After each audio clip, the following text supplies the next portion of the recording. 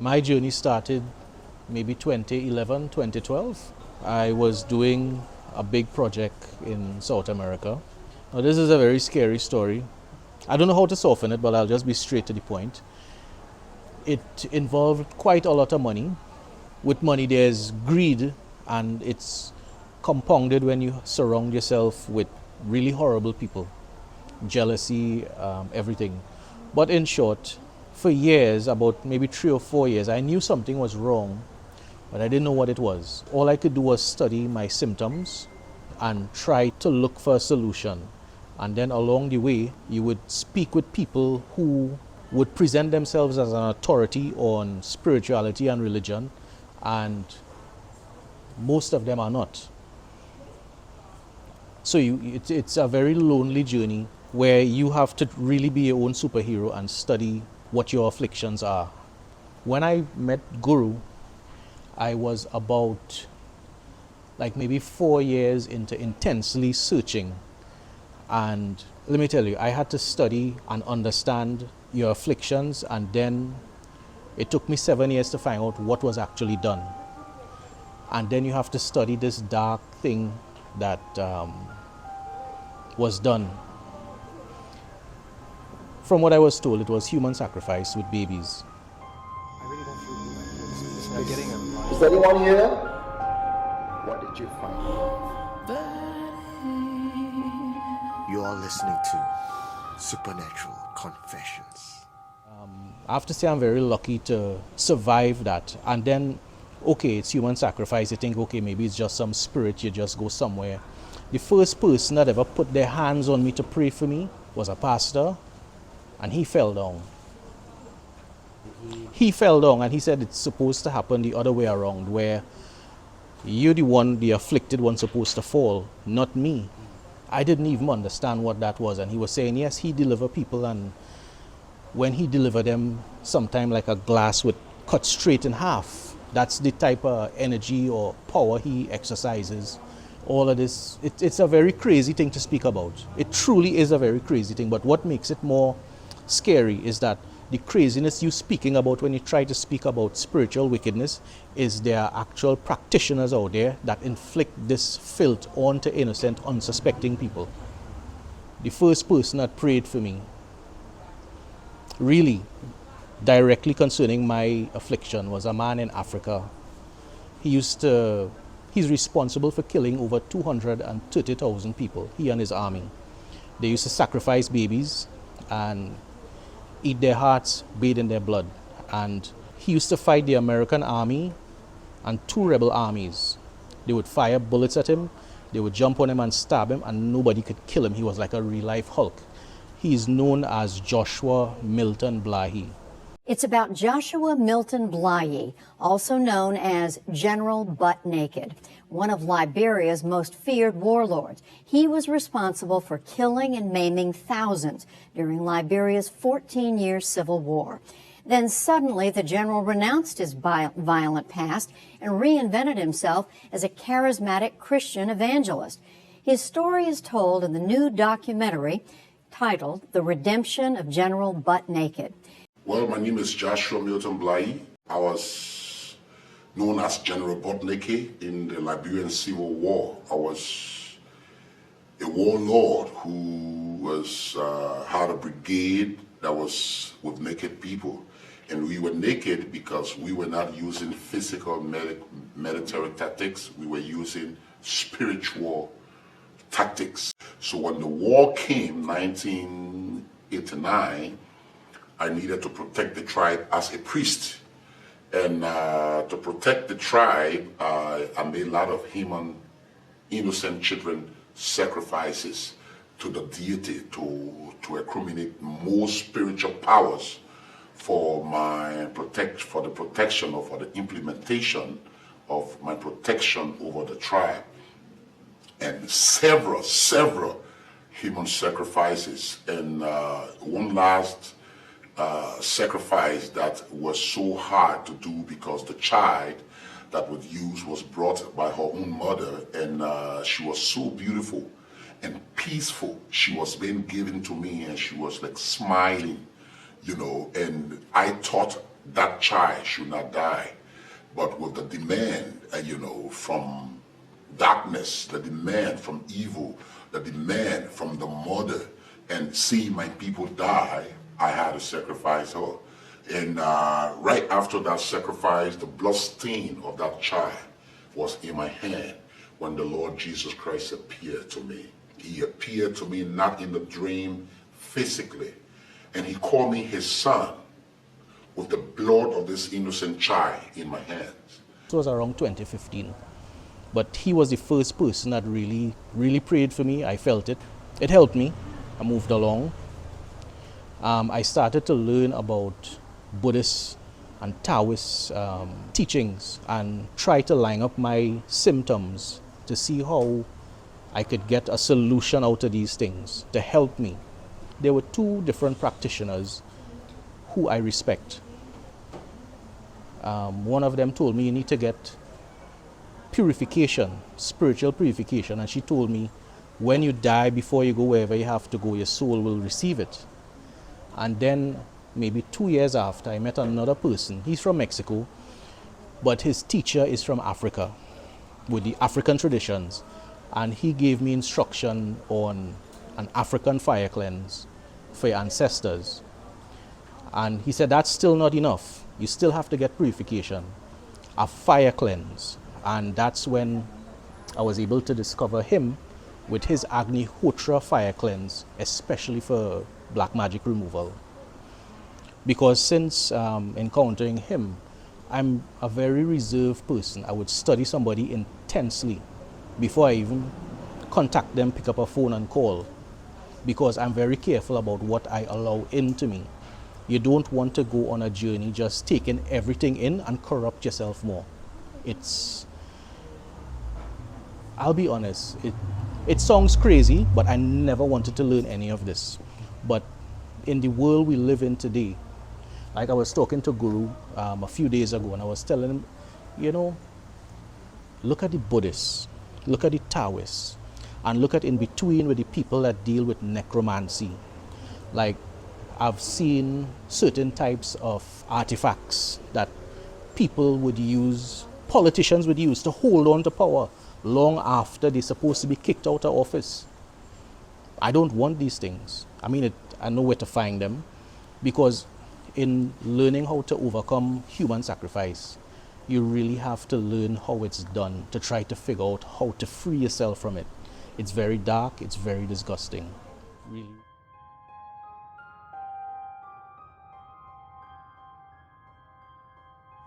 I think it was 2012 when I came back home. I used to go running in the evening, like from my home to the city, about 8 miles, running, jogging. And there were sometimes they would just start to cry. And right before I came to see him, one of the things he asks of people is to go and get some sort of medical diagnosis or a psychological evaluation that's going to prove or demonstrate that whatever you are afflicted with is not something that could be solved with science. And right before I came to him, I actually went to the doctor because I had some symptoms. I don't want to say it on air. And the doctor couldn't figure out what it was. That was like one confirmation. There were many confirmations along the way. It's a very long, dark story. We're in the year 2022, and this journey started for me around 2012. So there was many stages that is just too long to go into.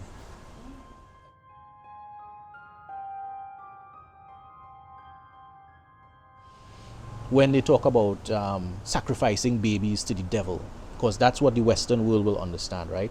They'll be, okay, well, they'll have an altar with a prostitute, they'll have candles, black candles lighting around her, you would have the priest doing an incantation, and they will be sacrificing a child on top of this prostitute, and somebody's going to have sex with the prostitute, and the devil is there laughing because he's getting a pure soul. That's the textbook. But in reality, the woman is not a prostitute. It's like a high priestess. But that's what they do it for babies. When you're sacrificing like human beings, full-grown adults, it's a different method that I discovered. Well, one of the methods is like there are certain types of instruments that they use. It's like acupuncture, where they put it at different energy points in the body, not necessarily your chakras, and they do certain incantations, and then they chop your head off. And they determine if it's successful by the way how your head will fall and face. Everybody's going to just think you're crazy for talking about it, but the reality is this is something that is done more frequently than one is willing to admit.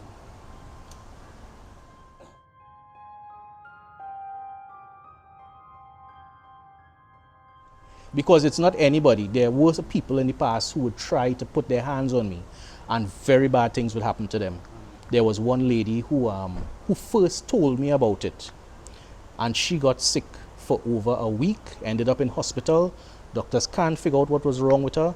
She had her gurus who would guide her through all this. They couldn't figure out what was wrong with her. They didn't want anything to do with me, and she stopped speaking to me. It was that bad of an attack. She was like, listen, mark him off my list. I don't mean to bash religion, but a lot of people, well, no, you need to come to our church, and we know how it's done. And let me tell you, if I could have gone to a church and said, Jesus, please just help me, I would have done that a long time ago. To just give you an idea, the depth of this, the worst affliction thus far was with my chest. You're feeling something like a mosquito when it would walk on your hands, gently pulling on your artery. And I received a gift from a monk, and I had to wear that, and it would stop. You pull it away, it comes back. It's like a parasite, it's like a cockroach inside of you. Let's put it this way. When somebody does that level of black magic onto a person, you're under a constant pressure. And if you're under that pressure long enough, it transforms you, it rewires your body that you can take pressure. It doesn't just transform your body, it doesn't just rewire you, but there are a lot of changes. It's either it destroys you or it transforms you into something else.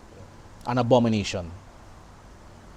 The second person who told me about the amount of blood that was put on my head, she told me, she like, man, you're supposed to be naked walking the road crazy. Because she looked at me, she's like, when I look at your brain, all I see is smoke. And that's what black magic does to you. It immobilizes you so that it could finish you off and destroy you, however that end comes.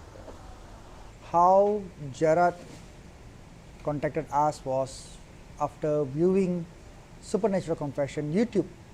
When you guys did a video of us in the other temple when we were doing the fire ritual cleansing.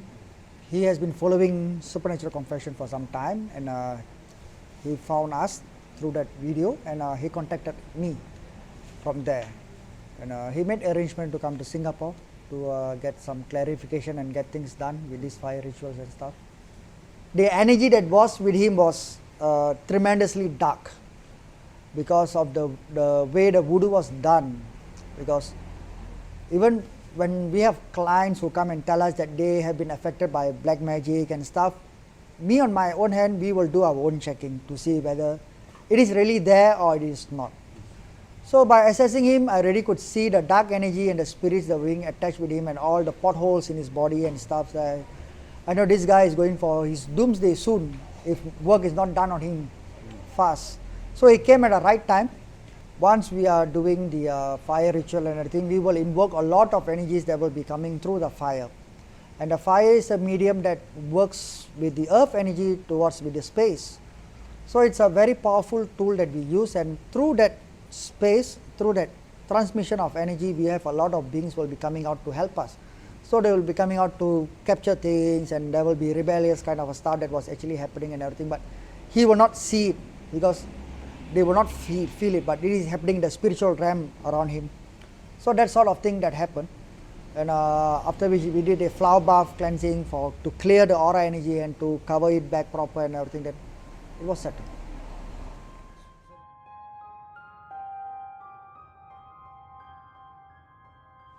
If you're talking about religion, then there's a language attached to it. If you're talking about spirituality, then there's no boundaries attached to it. Everything is the same. Me, you, he, everyone is the same here. So we do not have a language to identify our spirituality. Spirituality is the same wavelength for everyone. So understanding and working together in that wavelength as a spiritual practitioner, it is easier for one to work with people around the globe, because life is still a life. Unless we are going on a doctrine, religious practice, then they have boundaries to say that this is able to, this is not, this is what it is, this is what it is not. So we do not have that. So that is the beauty of people who are practicing spirituality truthfully and understanding it, where there's no boundaries for them, and they can transmit all the beautiful energies and healing works for everyone.